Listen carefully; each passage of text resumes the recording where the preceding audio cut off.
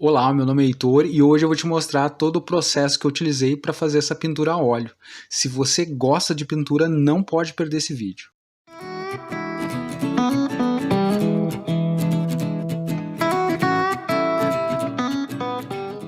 Olá, seja muito bem-vindo ao meu canal e eu já começo te mostrando o processo aí que eu estou montando o cenário para essa pintura de observação. Eu gosto de fazer isso até porque isso já me ajuda naquele momento que eu estou já desenvolvendo ali a questão da composição do que vai ser observado para a pintura, e eu já começo a pensar nessa composição também, como é que vai ficar na tela. Então esse é um exercício que eu gosto bastante de fazer. Eu vou já te mostrar os materiais que eu vou utilizar nessa pintura. Então eu tenho terra siena, um azul ultramar, um carmim, um amarelo permanente, um azul cerúleo, um branco titânio.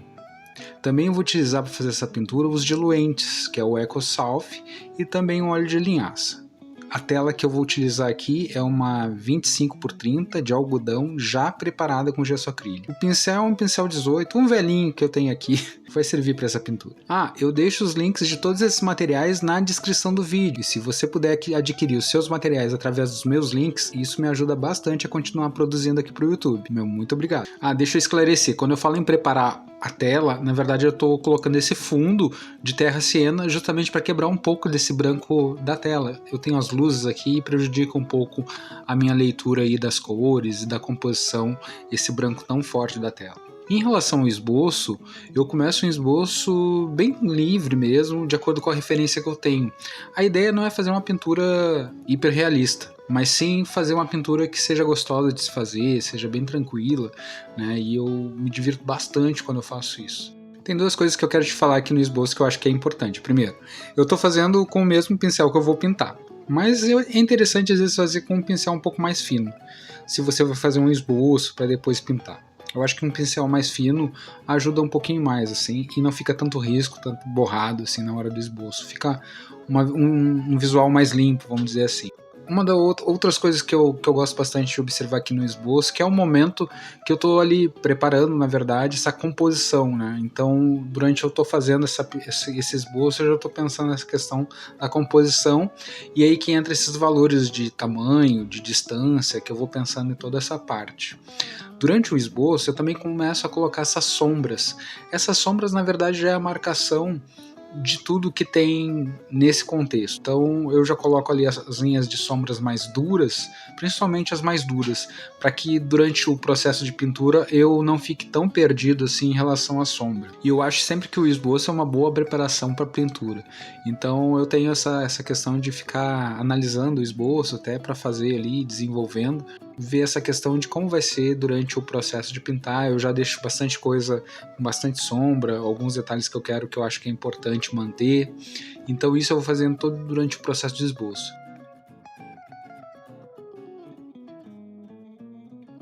Agora, depois do esboço pronto, eu vou fazer a paleta de cores, que é o nosso próximo passo para essa pintura. A paleta de cores que eu vou utilizar é com as cores que eu já apresentei no início. Então é o branco titânio, o amarelo permanente, o azul cerúleo, o carmim e o azul oceano. As mesclas são o seguinte: o preto cromático eu faço as sombras, o azul e o preto cromático eu faço toda aquela tonalidade de azul que a tela precisa. O amarelo e o carmim eu faço laranja. O branco e o amarelo eu faço aquela cor de luz. E o amarelo e o azul oceano eu faço todos os tons de verde e amarelo limão. Essas serão as cores básicas para toda a pintura. Lógico que durante o processo eu vou misturando um pouco elas ainda mais. Bom, a pintura. Tem duas coisas que eu gostaria de falar bem nesse início aqui da pintura. A primeira delas é que eu não utilizo para esse início, para essa pintura base, o óleo de linhaça. Eu utilizo o EcoSalf direto. Por que eu não utilizo o óleo de linhaça nessa primeira camada, nessa camada base? Porque eu não quero essa camada muito gorda, eu quero que ela seque um pouquinho mais rápido. Isso eu tenho visto que nos meus trabalhos tem me ajudado bastante a dar continuidade, inclusive o processo de secagem dela se torna bem mais rápido. Então eu coloco óleo de linhaça mais lá para o fim do trabalho, lá para a parte de acabamento. Então nesse primeiro momento, eu estou fazendo agora ali os tons mais escuros de sombra, vamos dizer, o azul mais forte, que é a sombra, e esse azul mais médio, assim, que vai ser a meia luz, vamos dizer assim. Eu utilizo mesmo só o EcoSalve, que eu estou usando aqui, o diluente EcoSalve, e eu não utilizo nada de óleo de linhaça, a não ser aquele que vem já na própria tinta, né? Porque a tinta a óleo ela é composta já com óleo de linhaça. Então essa é a minha primeira pincelada, é assim. Ela é bem com muito pouco, quase nada de óleo de linhaça. E uma das coisas que eu gosto sempre de falar quando eu estou fazendo essa pintura com tinta a óleo é que o processo da pintura com tinta a óleo ele é diferente, né? Ela tem um tempo de secagem muito maior. Então a gente aproveita muito mais essa questão de estar pintando, né? Eu não fico preocupado ali que já vai secar e eu preciso já colocar outra cor e eu já tenho que ter cuidado com o fundo e eu já tenho que me preocupar com a sombra e o detalhe. Não, isso eu não tenho com a tinta a óleo. Né? Então é um processo muito mais tranquilo e eu estou gostando bastante de voltar a pintar com a tinta a óleo, porque ela me dá várias possibilidades ali de poder fazer as mesclas, inclusive na própria tela. Né? Eu estou em bastante liberdade em pegar e escurecer um determinado ponto sem precisar mesclar antes na paleta. Eu vou com a tinta direto sobre a tela e já faço essa aplicação em cima da outra, podendo assim mesclar uma com a outra durante o processo da pintura. Eu acho isso perfeito, eu acho isso muito bom. Vou aproveitar o momento e já te convidar para te inscrever no canal se você não for inscrito e a marcar o sininho para receber meus vídeos assim que eu coloco aqui no YouTube. E se você estiver gostando desse vídeo, deixa seu like que isso me incentiva bastante a continuar fazendo e produzindo material aqui para o YouTube. Aí voltando um pouquinho nessa questão do tempo que a tinta a óleo leva para secar e os processos podem ser um pouco mais longos, eu acelerei o vídeo justamente porque eu, aproveitando essa questão de processo ser mais longo, eu demorei muito mais a pintar. Então esse vídeo, na verdade, ele tem muito mais de 1 hora, né, que eu fui pintando e tal. E eu tive que acelerar justamente para ficar um tempo mais ou menos agradável para poder você acompanhar comigo. Bom, e aqui eu quero chamar a tua atenção que uma coisa que talvez você já tenha percebido é que eu esfrego bem o pincel na tela, e essa técnica de esfregar o pincel assim, bem esfregado na tela, fazendo essa mescla ali mesmo, eu acabo apagando, né, a marca praticamente do pincel que eu passei.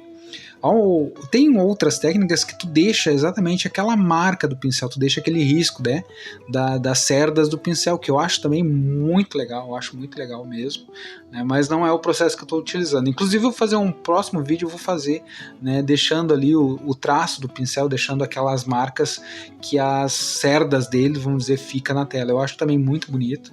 Então eu só queria chamar atenção para esse ponto, né, que no momento que tu esfrega o pincel ali na tela, tu acaba apagando bastante daquela marca das cerdas dele, aí não fica uma pintura com muita marca das cerdas.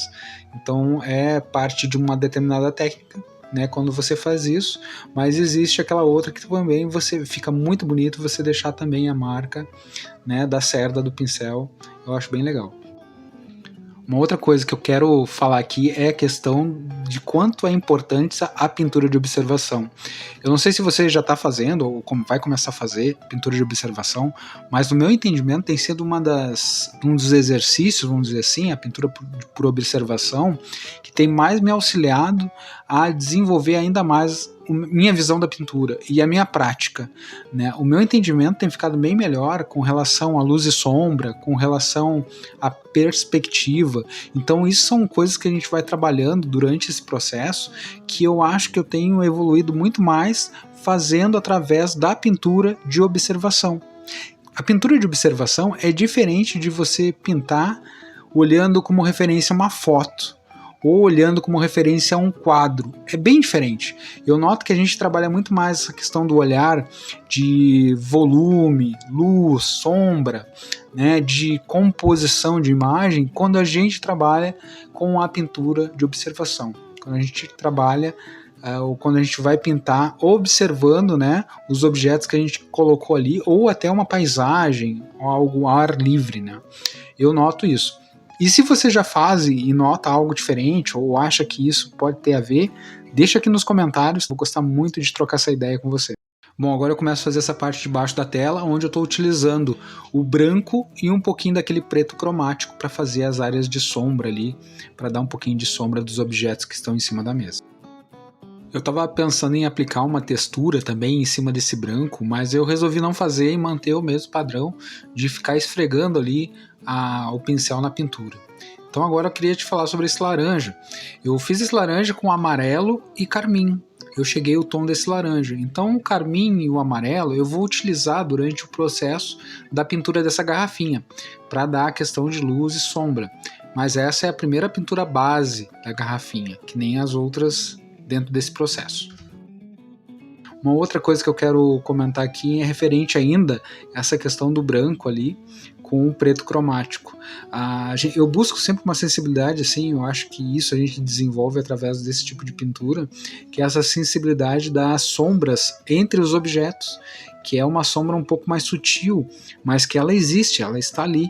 Então eu utilizo bastante essa questão, que nem eu falei anteriormente, do preto cromático para fazer essa mescla ali e poder desenvolver essa sombra mais sensível, vamos dizer assim, da pintura.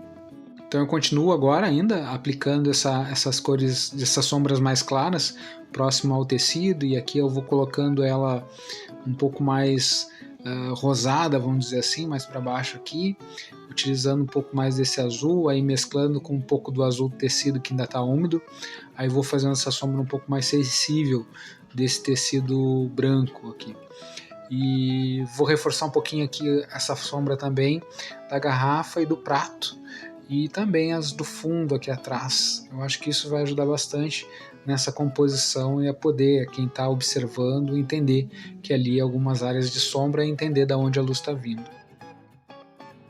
Vou aplicar um pouquinho mais de escuro aqui próximo dessa lateral, né? Aqui eu botei um pouquinho mais de azul para criar essa área de sombra nesse ponto aqui da tela. Bom, acho que reforçando dessa forma aqui essa sombra tá bom por enquanto. Depois vamos ver o que precisa mais nela. Ao começar agora essa parte de trás ali, que eu tô do tecido ali, do tecido branco, do tecido azul, desculpa, eu tô agora pintando exatamente onde tem o papelão ali, como você pode ver aqui na referência. Então eu tô passando uma camada de tinta aí, que é o branco, um pouco de carmim e também um pouco do preto cromático. E eu vou fazendo essa base também dessa pintura aí, entendendo que depois eu possa ter que escurecer um pouco mais para ficar mais ou menos de acordo com a referência que eu tenho, né? Então a questão das sombras aí é bem interessante trabalhar isso, justamente esse exercício de trabalhar as sombras, eu estou gostando bastante de fazer, eu acho bem interessante para essa pintura. Aqui eu demarco bem aonde está o papelão e aonde está o tecido, né, que eu quero essa separação. Então eu só escureço um pouco mais o tecido e sigo em frente com a pintura. Eu estou te mostrando agora o ateliê, por onde onde eu fico ali fazendo as gravações, e aí é bem iluminado e a câmera está bem atrás. E eu estou começando a fazer o prato, então eu começo a fazer esse prato aí de forma muito livre, assim, não estou fazendo que nem eu disse antes, né? Não é uma pintura onde você vai ver ali um hiperrealismo. Então o prato ele não está naquela circunferência que a gente gostaria, ou que deveria de ser, ou que sei lá, né, ele tá de um jeito mais despojado assim e tal. E eu vou fazendo ainda com branco, dando luz e sombra nele aí já. Nessa pintura ainda continuo, né, na pintura base aí, porque ainda falta as folhas, né, o verde, ainda não entrou o verde nessa pintura. É o que vai acontecer daqui a pouquinho, né, no momento que eu vou fazer essa mescla aí com o verde. O azul que eu estou utilizando aí é o azul cerúleo com um pouco de branco. Bom, agora aqui, fazendo esse verde, eu comecei a fazer esse verde aí com o amarelo e o azul, né, mas eu utilizei, o azul que eu utilizei para fazer esse verde aí foi o azul ultramar, junto com o amarelo. E botei um pouquinho de carmim para ele dar esse tom um pouco mais escuro aí da folha. Bom, aqui eu vou aplicar mais esse verde, aí depois de fazer essa aplicação do verde eu vou para a garrafinha, onde eu vou intensificar um pouco desse vermelho e um pouquinho, eu vou utilizar aqui, o que eu vou utilizar? Eu vou utilizar um pouco de amarelo e um pouco de carmim, fazendo essa mescla para que dê um tom de vermelho um pouco mais forte. Então igual eu aplico no carmim um pouquinho desse amarelo para poder né, chegar a um tom desse vermelho mais forte. E assim vou fazendo essa garrafinha, deixando ela um pouco mais destacada, né, dos outros objetos. Por isso que eu estou fazendo ela bem de acordo com a cor dela aqui na referência. Bom, chegamos à parte do acabamento, e aqui eu começo, né, identificando primeiro os pontos de luz ali, bem de leve, né, utilizando o amarelo, o branco e um pouco de carmim. Aí eu identifico esses pontos de luz para começar a fazer alguns outros pontos também de sombra. Eu vou separar um pouquinho essa garrafinha do objeto de trás do prato. Então, para fazer isso, eu vou utilizar um recurso aqui que é essa sombra lateral do lado da garrafa, onde eu puxo ela para cima e dá esse entendimento aí de ter uma sombra entre um e outro. Então esse recurso é legal porque você pode separar um objeto do outro. Coloca um ponto de luz um pouco mais intenso aqui, e aqui embaixo também eu vou colocar esse ponto de luz para poder fazer essa questão de luz e sombra. Bom, essa folha eu vou aplicar as luzes mais intensas nas folhas, né? Principalmente nessas folhas mais à frente, vamos dizer assim, do trabalho. E esse exercício eu vou fazendo aí até o final para dar essa ideia aí de luz e sombra, de reflexo, que vem muito da lâmpada, né? Da lâmpada que eu estou utilizando para gravar aqui no ateliê. Então isso é legal, porque você pode desenhar o tipo de luz que tem em cima do seu objeto, dependendo da forma que você direcione a lâmpada, dependendo da forma do local que você bota e a força que tem essa lâmpada, então você pode desenhar essa luz de acordo mais ou menos com o que você está vendo na sua referência. Agora eu coloco uma sombra no prato. Eu utilizei para fazer essa sombra um pouco mais de azul, né? Então quase um lilás, vamos dizer assim. E eu coloco esses pontos de luz que estão sendo identificados por esse carmim, um pouco de amarelo, que sai justamente da luz que passa pela garrafinha e alcança o prato ali. Também eu vou colocar um pouco mais de branco nesse outro lateral do prato, né, que eu posso fazer essa correção também um pouquinho dessa parte que eu achei que estava meio escuro e tal. Então eu posso botar um pouquinho mais de branco e intensificar isso. Quero te agradecer por estar comigo até esse momento. Chegamos ao final desse vídeo. Espero que você tenha gostado de estar aqui comigo, né? O meu muito obrigado e até o próximo vídeo.